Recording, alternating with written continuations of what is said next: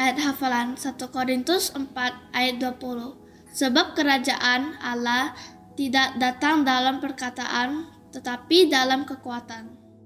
Ya, saudara, kita mengingat ya bahwa ketika Petrus dan Yohanes diperhadapkan kepada persidangan, maka mereka yang mendakwa itu menjadi sangat heran akan keberanian Petrus dan Yohanes. Mereka melihat bahwa kedua orang ini bukan orang yang terpelajar. Dalam artian mereka tidak menempuh jalur studi seperti yang diambil oleh para imam misalkan pada waktu itu, saudara. Namun hal ini jangan diartikan ya bahwa kalau begitu orang-orang yang mengikuti Yesus Kristus itu tidak perlu studi. Bukan ya, saudara. Jangan sampai kita membuat satu buah kesimpulan yang tidak ada di dalam Alkitab yang sebetulnya digawangi hanya karena kita rasa malas belajar, saudara.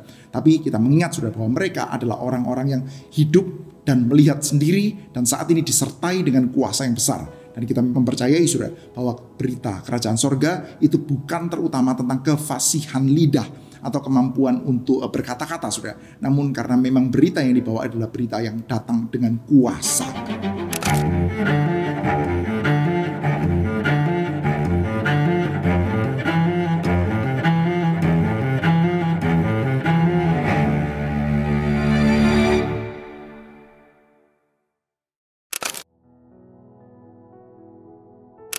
Shalom Bapak Ibu sekalian, kita bertemu kembali di dalam Terang Bagi Jalanku. Hari ini kita akan melanjutkan pembacaan kita dari kitab Kisah Para Rasul pasal yang keempat. Mari kita bersama-sama berdoa di hadapan Tuhan.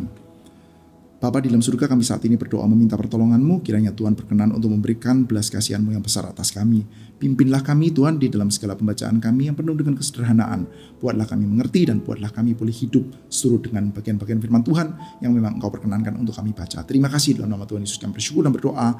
Amin. Saudara, kita akan membaca ayat 23 sampai dengan ayat 31. Sesudah dilepaskan, pergilah Petrus dan Yohanes kepada teman-teman mereka. Lalu mereka menceritakan segala sesuatu yang dikatakan imam-imam kepala dan tua-tua kepada mereka. Ketika teman-teman mereka mendengar hal itu, berserulah mereka bersama-sama kepada Allah. Ya Tuhan, Engkaulah yang menjadikan langit dan bumi, laut dan segala isinya. Oleh Roh Kudus, dengan perantaraan hamba-Mu, Daud, Bapa kami, Engkau telah berfirman, mengapa gusar bangsa-bangsa? Mengapa suku-suku bangsa merancang persekongkolan yang sia-sia? Raja-raja dunia bersiap-siap dan para pembesar berkumpul untuk melawan Tuhan dan yang diurapinya. Sebab sesungguhnya telah berkumpul di dalam kota ini Herodes dan Pontius Pilatus beserta orang-orang dan suku-suku bangsa Israel melawan Yesus, hamba-Mu yang kudus yang Engkau urapi, untuk melaksanakan segala sesuatu yang telah Engkau tentukan lebih dahulu oleh kuasa kehendak-Mu. Sekarang, ya Tuhan, lihatlah ancaman-ancaman mereka dan berikanlah kepada hamba-hamba-Mu keberanian sepenuhnya untuk memberitakan firman-Mu. Ulurkanlah tangan-Mu untuk menyembuhkan orang dan adakanlah tanda-tanda dan mujizat-mujizat oleh nama Yesus, hamba-Mu yang kudus. Ketika mereka sedang berdoa, goyanglah tempat mereka berkumpul itu dan mereka semua dipenuhi dengan Roh Kudus dan mereka memberitakan firman Allah dengan berani. Sampai di sini pembacaan Alkitab kita. Rekan-rekan sekalian, kita mengingat ya bahwa Petrus dan Yohanes itu sempat diinterogasi, didakwa oleh mahkamah agama pada waktu itu, sudah. Namun akhirnya karena tidak didapati kesalahan dan karena pada waktu itu bukti kekuasaan dari Tuhan menyertai mereka itu sangat mencolok, sudah. Ada orang yang sudah usianya 40 tahun sudah yang tiap-tiap hari lumpuh dan ditaruh di dalam gerbang indah. Faktanya orang itu sembuh oleh nama Yesus Kristus. Dan mereka memberitakan bahwa di dalam nama Yesus itu memang ada kebangkitan. Jadi Petrus dan Yohanes memberitakan bukan sekedar bahwa Yesus bangkit, tapi bahwa di dalam kebangkitan Yesus ada kuasa kebangkitan. Dan sekarang beritanya itu dikonfirmasi dengan orang yang datang karena ada nama Yesus dan terjadi kebangkitan. Orang itu yang tadinya lumpuh, dia tidak bisa masuk ke dalam bait suci, sekarang dia bisa berdiri dan bisa masuk ke dalam bait suci, sudah. Maka beritanya Petrus dan Yohanes itu terkonfirmasi, sudah. Nggak bisa dibantah lagi. Maka mereka mengancam Petrus dan Yohanes dan melepaskan. Dan setelah lepas, sudah, maka kedua orang ini kembali kepada teman-teman mereka, sudah. Dan saat itu, sudah, apa yang mereka lakukan? Sudah, kalau kita bayangkan, sudah, kalau misalkan ada dua tokoh yang paling utama, begitu ya, dua tokoh yang paling utama di dalam komunitas Kristen pada waktu itu ditangkap. Lalu setelah itu diinterogasi, tapi akhirnya dilepaskan, sudah. Setelah dilepaskan, sudah, mereka tahu, sudah, bahwa perlawanan itu akan keras. Sudah ada ancaman. Dan tentu saja lawan sedang mengatur strategi. Nanti bagaimana ya kalau mereka ini tidak berhenti bicara. Bagaimana kalau akan terjadi seperti ini. Bagaimana terjadi seperti ini. Akan ada beragam skenario untuk menghentikan kiprahnya mereka. Paling tidak di Yerusalem. Dan kita memang melihat, sudah, nantinya, sudah, ketika kesempatannya itu tiba ya. Yaitu setelah, sudah, Stefanus itu berkhotbah. Lalu terjadi semacam kayak kerusuhan, sudah ya. Karena pada waktu itu bukan penghukuman resmi, sudah ya. Kalau yang bisa membunuh orang itu kan pemerintah ya. Seperti seperti Yesus diserahkan kepada Pontius Pilatus. Itu kan hukuman dari pemerintah ya, bukan hukuman agama sudah. Hukuman agama sudah tidak bisa dijalankan sudah. Tapi somehow Stefanus mengalami itu sudah. Ada orang-orang yang akhirnya melempari dia dengan batu lalu mati sudah. Setelah itu sudah kita mendapat ya penganiayaan mulai merebak di Yerusalem, lalu rasul-rasul dan juga orang-orang Kristen pada waktu itu semuanya keluar dari Yerusalem sudah karena terjadi penganiayaan. Nah tapi sudah sebelum ke sana kita tahu sudah bahwa mereka ini tentu saja akan merancang-rancang berbagai macam skenario. Paling tidak berita bahwa di dalam Yesus ada kebangkitan dari antara orang mati itu harus dihentikan. Mereka menyamasang strategi sudah. Maka Petrus dan Yohanes dilepaskan. Lalu kembali kepada teman-teman sudah. Sudah kita bisa bayangkan sudah orang yang habis dilepaskan dan tahu sebentar lagi akan menghadapi perlawanan yang besar sudah. Ketika pulang kembali berembuk bersama dengan teman-teman, kira-kira apa yang mestinya mereka lakukan sudah? Alternatif pertama, mereka juga menyusun strategi. Wah, bagaimana ya? Kita ini akan terus-menerus mengalami tentangan loh. Dan yang saat ini sedang berhadapan kita itu adalah penguasa. Memang mereka adalah penguasa agama, tetapi yang berkuasa di bait suci, mereka juga punya jalinan khusus dengan pemerintah pada waktu itu, Pontius Pilatus. Faktanya ya, sekitar 50 hari yang lalu, dalam waktu-waktu yang dekat ini saja, Yesus Kristus itu berhasil dimatikan. Yesus Kristus apakah dia bermusuhan dengan pemerintahan Romawi sebelumnya? Ya enggak, sudah. Tapi Yesus Kristus sebelumnya bermusuhan dengan otoritas bait suci Yerusalem. Dan ternyata mereka berhasil untuk menggerakkan pemerintah untuk mengeksekusi Yesus. Maka semestinya sudah, para murid ini ketika kembali ya, bersama dengan murid-murid yang lain sudah, mereka akan berembuk, susun strategi. Atau mungkin kita sebentar lagi akan lay down dulu, coba tenang dulu, cooling down dulu. Keadaan sudah mulai agak tenang, baru kita mulai beritakan lagi Injil ya, secara person to person mungkin, secara tidak usah terlalu mencolok. Atau kita beritakan di sinagog, lalu kita mulai sedikit demi sedikit menyisipi berita Kristen. Itu kan strategi sudah ya. Kadang-kadang ya orang-orang Kristen kan juga bisa ya punya strategi seperti itu. Dan saya pikir sah-sah saja sudah. Ada misalkan ya mengadakan acara musik. Lalu di dalam acara musik itu ada gospel songs. Lalu juga ada pembacaan firman Tuhan, ada doa-doa. Lalu orang-orang yang datang itu mulai melihat, oh iya Kristen itu indah ya. Oh iya kebenaran Yesus Kristus itu indah ya. Oh iya kok bisa ya ada ciptakan lagu-lagu yang seindah ini. Orang mulai berpikir, kenapa? Kenapa kok ada creation lagu-lagu yang seindah itu? Nah ini ya, saya mengingat ya, suatu kali itu pendeta Stephen Tong itu pernah bercerita sudah. Suatu kali di dalam pesawat dia bertemu dengan seorang Yahudi sudah, yang sangat pintar. Lalu mereka berdua bercakap-cakap sudah. Lalu Pak Tong challenge ya, orang Yahudi itu sudah, saya sendiri tidak mengerti ya latar belakangnya ya, tapi saya cuma kutip saja dari apa yang dikatakan Pak Tong ya. Dia mengatakan, mengapa kalian orang-orang Yahudi itu tidak berhasil menciptakan komposer-komposer yang bagus, komposer-komposer musik yang sangat mendunia, kok kalian nggak punya ya, yang sangat legendaris ya. Padahal orang Yahudi kan pintar-pintar. Orang-orang Yahudi itu bisa juga membuat atau mencetak atlet-atlet yang hebat atau performer musik yang hebat itu bisa. Mereka bisa bikin solois yang hebat, bisa mencetak solois yang hebat. Mereka bisa mencetak pemain-pemain musik yang jago, pemain piano yang jago. Mereka bisa. Tapi kalian kok tidak berhasil membuat komposer yang jago? Lalu lawan bicaranya mengatakan, ada, kami punya Felix Mendelssohn. Lalu Pak Tong mengatakan, oh itu bukan sekedar Yahudi, dia jadi Kristen gitu ya. Lalu Pak Tong mengatakan, kalian tidak mungkin bisa menciptakan musik yang seindah itu, karena kalian itu tidak pernah punya pengalaman, yaitu sebagai ciptaan Allah yang berdosa, lalu diampuni dosanya. Dan pengampunan dosanya itu adalah melalui Yesus Kristus yang berkorban. Kalian tidak punya keindahan cerita itu, oleh karena itu kalian tidak mungkin juga bisa melahirkan keindahan. Tidak ada input keindahan yang sangat besar, tidak mungkin bisa mengeluarkan keindahan yang sangat besar. Maka ketika ada acara-acara musik, kita juga bisa bicara tentang keindahan Kristus dan sebagainya. Atau mungkin itu bisa dipakai sebagai strategi ya, supaya ya paling tidak itu cooling down, lalu membicarakan firman Tuhan dengan cara yang agak lebih soft gitu ya. Strategi. Tetapi sudah yang dilakukan oleh mereka ini enggak sudah. Nah, ini menjadi satu buah pattern yang penting dan menarik ya untuk kita amati sudah. Yaitu apa? Ketika dua orang ini dilepaskan, lalu kembali kepada teman-temannya, yang mereka lakukan adalah apa sudah? Mereka berkumpul lalu berseru kepada Tuhan. Mereka berdoa. Ini adalah langkah pertama yang mereka lakukan. Tentu mereka ke depan itu bisa menyusun strategi sudah. Tapi yang pertama sudah, ketika mereka itu tahu sedang berhadapan dengan satu buah perlawanan yang sangat keras, mereka pulang bertemu dengan teman-teman yang lain dan mereka itu berdoa sudah. Dan kita perhatikan ya dalam doanya ya, mereka itu bukan sekedar berdoa untuk Tuhan kami bersyukur ya sudah dilepaskan. Ini lepas dari lubang jarum. Padahal ya beberapa waktu yang lalu guru kami Yesus Kristus ketika berhadapan dengan mahkamah akhirnya dijatuhi hukuman mati loh. Tapi kami sekarang lolos. Wah Tuhan terima kasih ya Tuhan ya, Engkau sudah membebaskan saya. Ini bukan sekedar doa ucapan syukur seperti itu. Bukan juga sekedar doa minta Tuhan kiranya Engkau kuatkan supaya kami ini tidak luntur imannya, supaya kami makin berani berkata-kata. Enggak sekedar itu juga sudah. Tetapi apa? Ketika dia berdoa sudah, mereka ini berdoa sesuai dengan firman Tuhan. Nah, ini ada satu buah pattern doa yang sangat baik ya saya pikir ya. Berdoa sesuai dengan firman Tuhan.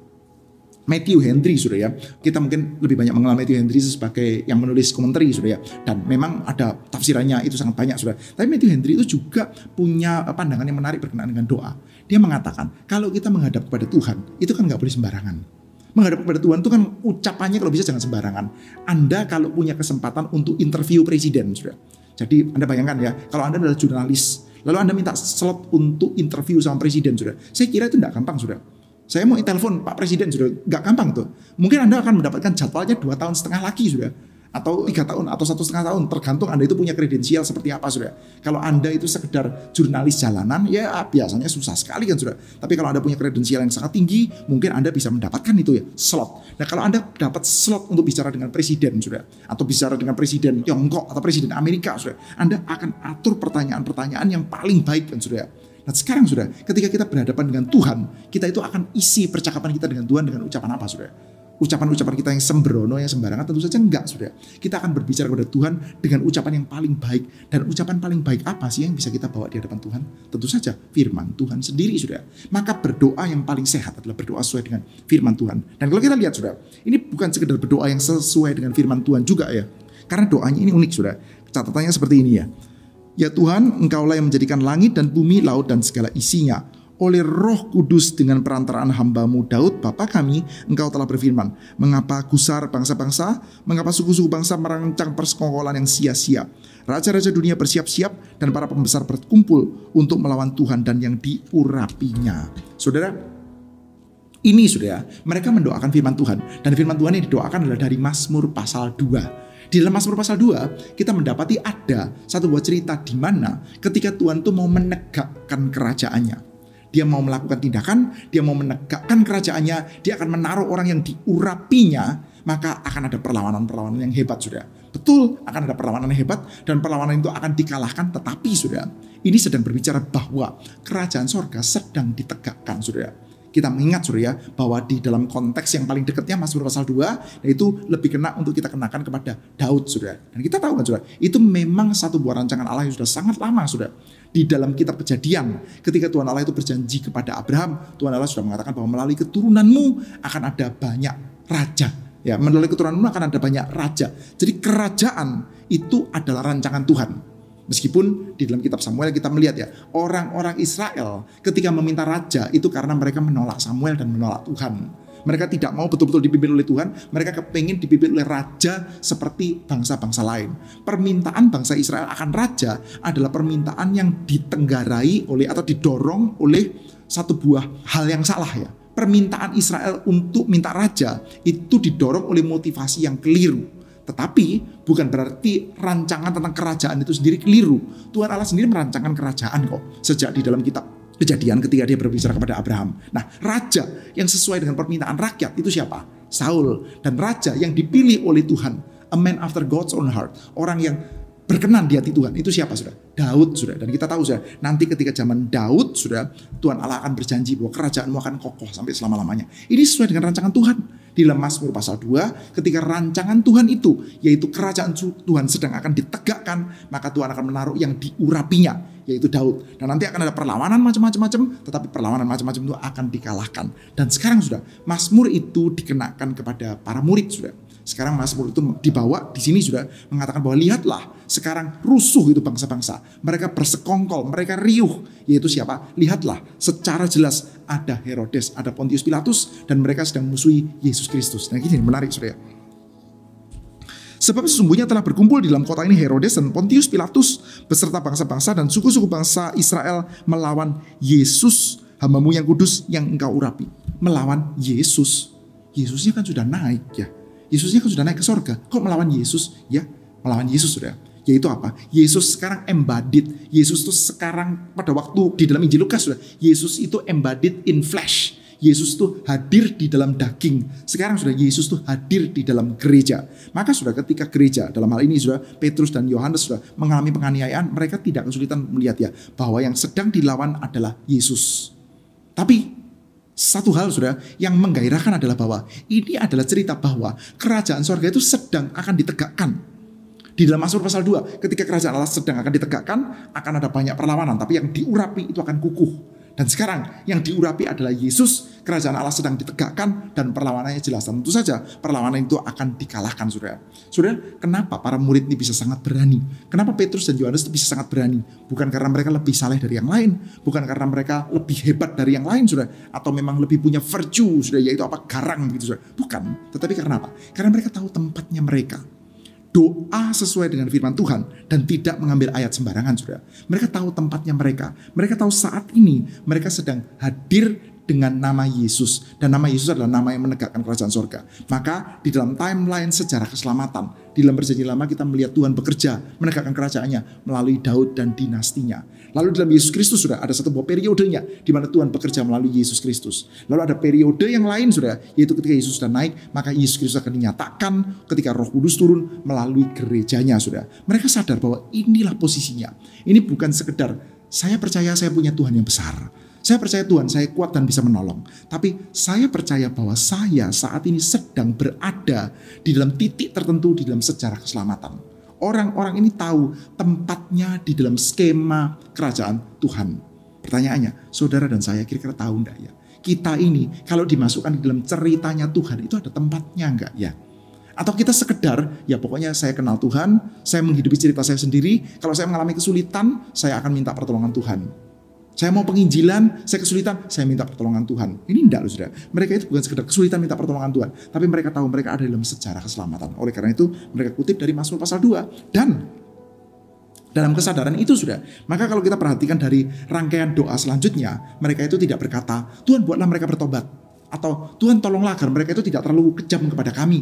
Atau Tuhan tolonglah agar keadaan kami bisa tidak sesulit ini. Enggak loh, saudara. Ini mereka menyadari bahwa memang akan ada perlawanan. Ketika berita kerajaan sorga di dalam Yesus Kristus diberitakan dengan sungguh-sungguh, maka memang akan ada perlawanan. Dan ketika memang ada perlawanan, maka yang mereka minta adalah tolong berikan kepada kami kekuatan, berikan kepada kami kuasa untuk terus berbicara dengan lebih berani. Perlawanannya itu memang akan tetap ada. Dikatakan ya, sekarang ya Tuhan, lihatlah ancaman mereka dan berikanlah kepada hamba-hambamu keberanian sepenuhnya untuk memberitakan firman-Mu. Ulurkanlah tangan-Mu untuk menyembuhkan orang, adakanlah tanda-tanda mujizat-mujizat dalam nama Yesus hamba-Mu yang kudus. Ketika mereka sedang berdoa, goyanglah tempat mereka berkumpul itu dan mereka semua dipenuhi dengan Roh Kudus. Lalu mereka memberitakan firman Allah dengan berani. Yang mereka minta adalah berikanlah kepada kami kuasa.